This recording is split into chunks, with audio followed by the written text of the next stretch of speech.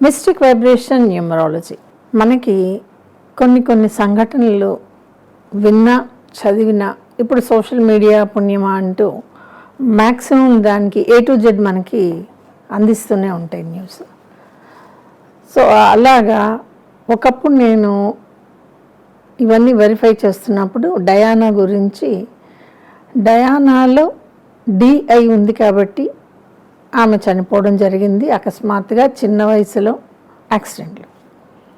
ఆమెతో పాటు డోడీ ఉన్నాడు కాబట్టి డోడీలో కూడా DI ఉంది కాబట్టి ఆమె చనిపోయింది, ఆయన కూడా చనిపోయాడు. తర్వాత మహాత్మా గాంధీలో DHI ఉంది కాబట్టి ఆయన కాల్పులకి గురయ్యారు.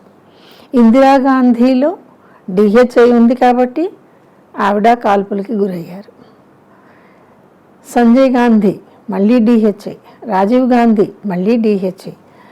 ఇక్కడ ఈ DHI కానీ DIకి కానీ నిజంగా ఆ డెత్ తోటి సంబంధం ఉందా అని కొద్దిగా రీసెర్చ్ లెవెల్లో మనం వెళ్ళినప్పుడు, మరైతే DI అని పేరులో ఉంటే కనుక మనుషులు చనిపోతారు అని అనుకుంటే, ఈ మాట అనొచ్చలేదో నాకు తెలియదు కానివ్వండి, నరేంద్ర మోడీలో కూడా చివరి పేరు DI, చివరి అక్షరాలు DI అని ఉంటాయి.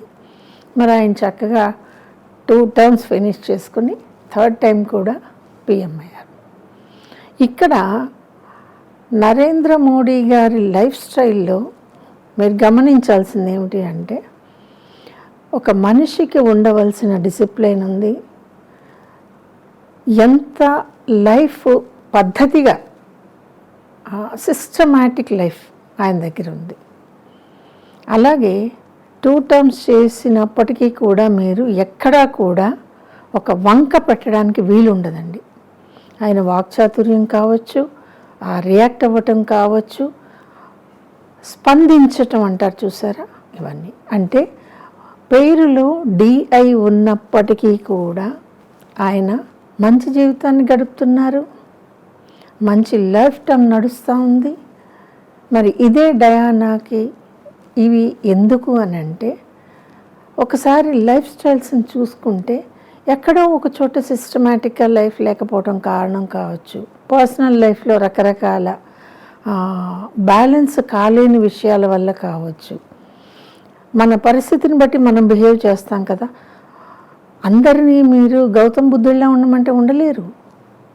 కాబట్టి ఈ పరిస్థితులకి తగ్గట్టుగా వాళ్ళు ప్రవర్తించడం అనేది ఎక్కడైనా యూనివర్స్లో ఏదన్నా నెగిటివ్ అనిపించిందా అని ఒక థాట్ వచ్చింది. ఇది కేవలం నా పర్సనల్ వ్యూ అండి, నా పర్సనల్ వ్యూ.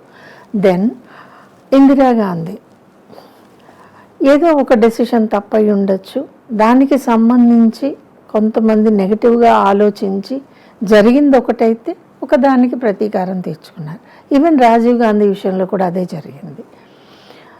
సంజయ్ గాంధీ విషయంలో మరి పంచభూతాల్లో ఒకటైనటువంటి గాలిని ఢీకొడుతూ చేసే విన్యాసాల్లో అది కొంచెం ఉంది. మరి మీరు సోనియా గాంధీని తీసుకోండి, మేనకా గాంధీని తీసుకోండి, వాళ్ళ పేర్లలో కూడా DHI ఉంది.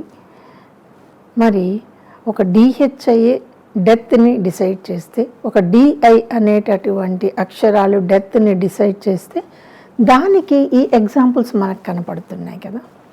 సో యూనివర్స్కి తగ్గట్టుగా, మనం ఉండే సొసైటీకి తగ్గట్టుగా మీరు డిసిప్లైన్గా ఉంటే, సిస్టమాటిక్గా ఉంటే, మీ పేరులో ఉన్న DI కూడా మీకు డెత్ని ఇవ్వదు అనేది నేను చెప్పాలనుకున్న విషయం.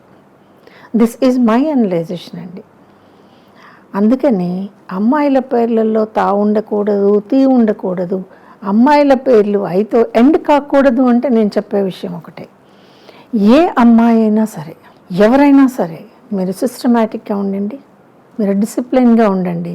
మీ పేరులో ఉన్నటువంటి ఏ అక్షరం కూడా మీకు విపరీత పరిస్థితులను అయితే తీసుకురాదు.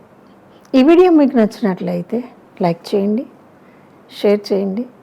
మా ఛానల్ని మీరు అందరూ సబ్స్క్రైబ్ చేస్తున్నారు, అయినప్పటికీ కూడా కొత్త వాళ్ళు సబ్స్క్రైబ్ చేయాలనే కోరుకుంటున్నాను.